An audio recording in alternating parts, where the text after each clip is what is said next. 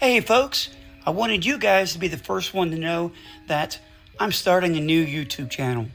You see, when I posted the video about a UAP shutting down an aircraft carrier, I didn't know I would get that many hits. I have 2 interviews under my belt right now, and I'm looking for my next big interview. So if you're a veteran or an active duty service member in the United States military and you have a UAP story, I would love to hear it. I do have my first interview for this YouTube channel coming up, and I'm not, you know what? I'm not even going to tell you who it is. My first guest for my YouTube channel is so big, I don't think I can match it ever, unless he agrees to come back on the show with me again. And I'm really hoping he will. Early this morning, I interviewed a Navy veteran who saw a UAP approach a nuclear aircraft carrier in the early 80s. So stay tuned for that. Also, I'll repost the video of the sailor who witnessed a UAP or a glowing sphere above the USS John F. Kennedy. So I can't wait to take this journey with each and every one of you. There's a lot to learn during this journey. Until then, take care.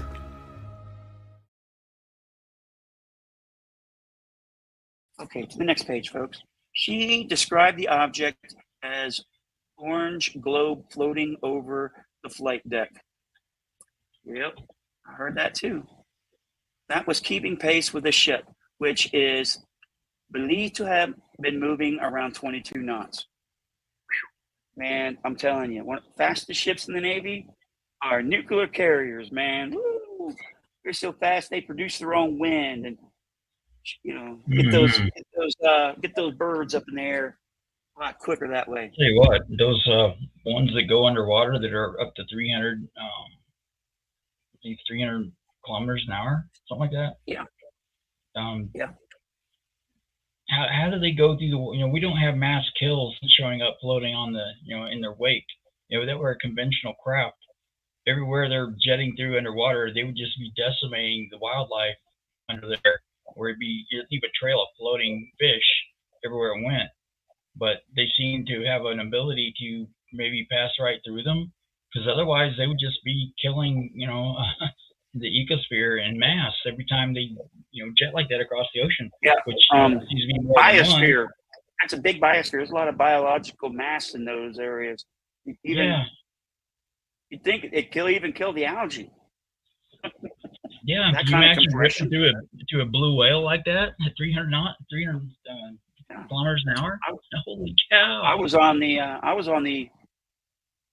don't know if it was the USS Monterey or the USS Doyle. We had a distress call. There was one of those hydrofoil ships that we used to own. We don't have them in the Navy no more. But apparently it hit pilot whale or something, and tore up the one of those hydro things that came down. Yeah, that must have been a bloody mess. Yeah, I've never heard about my ships hitting anything. The way they can fly into, the way they can go transmedium. I mean, if anything hit the water at any rate of speed, it's like hitting concrete. That they would, leave a massive splash, and conventional craft would be completely destroyed, flattened out like they're hitting concrete. For them to go transmedium like that and not even splash in some instances, they're able to slip through solid mass without disrupting the its composition and structural integrity. So you would think that ripping through the ocean like that, potentially they're not making contact with those fish; they're going right through them, and not, they're the atomic structure of the craft aren't. It's passing right through the superconductor through the other solid mass that they're interacting with. They're not interacting with it; they're just passing through it. Because mass is empty space.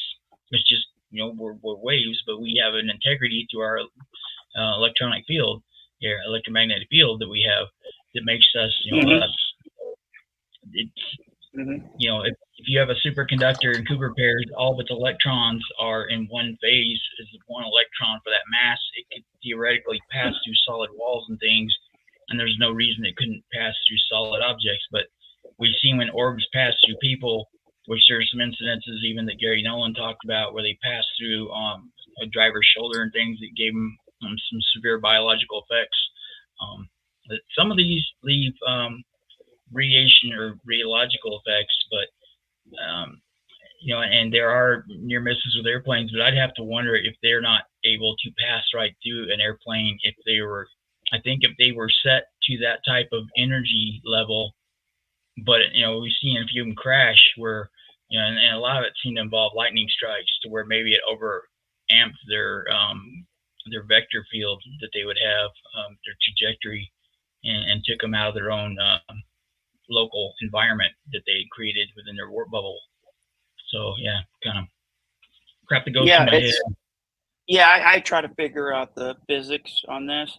I can kind of figure out the space-time metrics on why what I'm looking at looks different. Whether it's cloaking, and they're able to how they can move through that from one place to another, and the relative time, space, whatever inside that vehicle is the same. And whether that vehicle takes a 90-degree turn at Mach 20 and it doesn't affect the occupants on the inside, it's pretty amazing to me.